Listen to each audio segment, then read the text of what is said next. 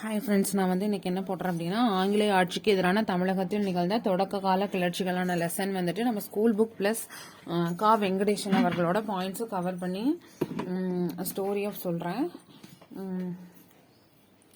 So நான் எழுதி வச்சிருக்க பாயிண்ட்ஸையும் காமிக்கிறேன், ஓகேவா? ஸோ வந்து பார்த்தோம் அப்படின்னா, இப்போ ஃபர்ஸ்ட் என்ன ஆகுது அப்படின்னா, இந்த கிளர்ச்சிகள் வந்து பாளையக்காரர்களுக்கும் ஆங்கிலேயர்களுக்கும் எதிராக தான் நடக்குது. இதில் வந்து யாரெல்லாம் இன்வால்வ் ஆகுறாங்க அப்படின்னா, வேலு நாச்சியார், பூலித்தேவர், கட்டபொம்மன், மருது சகோதரர்கள், இவங்கெல்லாம் ஆங்கிலேயருக்கு எதிராக கிளர்ச்சிகள் நடத்துறாங்க. இது மேக்சிமம் எங்க நடக்குது அப்படின்னா தென்னிந்தியாவில். அதுக்கடுத்து இதோட தொடர்ச்சி தான் வேலூர் புரட்சி நடக்குது, சரியா?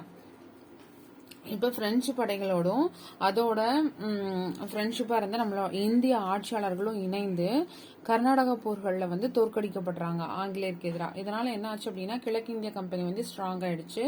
ஸோ இந்த ஆங்கிலேயர்களுக்கு எதிராக கர்நாடக போர்களில் வந்து நம்ம இந்திய படைகளோடு சேர்ந்து நடத்தினது யாருன்னா ஆற்காடு நவாப் முகமது அலி. இவர் வந்து கடன் ஏற்பட்டுருது. அதனால அவர் என்ன பண்றாரு அப்படின்னா, ஆங்கிலேயர்கள்கிட்ட இந்த வரி வசூல் செய்யும் உரிமையை வந்து கொடுத்துட்றாரு. எங்க இருந்து அப்படின்னா, மதுரை டு திருநெல்வேலி வரைக்கும் வரி வசூல் செய்யும் உரிமையை வந்து முகமது அலி வந்து ஆங்கிலேயர்கள் கிட்ட கொடுக்கறாரு. எதனால அப்படின்னா, இந்த 1755 ஏற்பட்ட போரின் காரணமாக கடனானதுனால. ஸோ இந்த மாதிரி ஒரு பகுதிகள்லையும் அவங்க வரி வசூல் செய்ய போறாங்க. ஸோ அவங்கள எதிர்ப்பாங்க இல்லையா, அதற்காக இவர் என்ன பண்றாரு அப்படின்னா, இவரோட அண்ணனான மாபுஸ் கானை வந்து கர்னல் ஹெரானோட அனுப்புறாரு. இவங்க 2 பேர் தலைமையில 500 ஐரோப்பியர்களும் 2000 சிப்பாய்களும் சேர்ந்து 1755 பிப்ரவரியில இருந்து வரி வசூல் பண்ண ஸ்டார்ட் பண்றாங்க. அப்படி அவங்க போன முதல் இடம் தான் என்னது, மதுரை. இந்த மதுரை யார் கண்ட்ரோல்ல இருந்ததுன்னா பத்தானிய அதிகாரிகள். யார் அப்படின்னா, இந்த மியானா முடிமையா அந்த மாதிரி 2 பேர் நம்ம புக்ல படிச்சிருந்திருப்போம். அந்த மாதிரி பத்தானிய அதிகாரிகள் அவங்களோட கண்ட்ரோல்ல இருந்தது. இவங்க வந்து இவங்களை பார்த்து பயந்து இங்க இருந்து ஓடி போயிடுறாங்க. அதனால மதுரை வந்து பார்த்தோம் அப்படின்னா ஈஸியா ஆங்கிலேயர்களோட வசம் விழுந்துருது. அதுக்கு அடுத்தது கோவில்புரம்.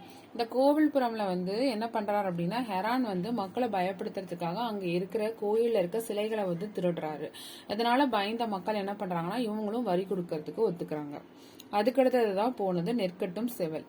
இந்த நெற்கட்டும் செவல ஆட்சி பண்றவர் தான் யாருன்னா பூலித்தேவர். அவரோட இயற்பெயர் என்னன்னா காத்தப்பன். ஸோ காத்தப்ப பூலித்தேவர். நம்ம படிக்கும் போதே காத்தப்ப பூலித்தேவர்னு படிச்சிட்டோம் அப்படின்னா நமக்கு அவரோட இயற்பெயர் என்னன்றது ஞாபகம் இருக்கும். ஸோ காத்தப்ப பூலித்தேவர். இந்த காத்தப்ப பூலித்தேவர் எப்ப பிறந்தார் அப்படின்னா 1715 செப்டம்பர் 1 அன்னைக்கு பிறந்திருக்காரு. இவருக்கு ஒரு 17 வயதிலேயே இந்த பகுதியை வந்து ஆட்சி செய்ய ஆரம்பிச்சாரு. அதாவது 1732 இருந்தே இவர் வந்து இந்த நெற்கட்டும் சேவலை வந்து ஆட்சி பண்ண ஆரம்பிக்கிறாரு.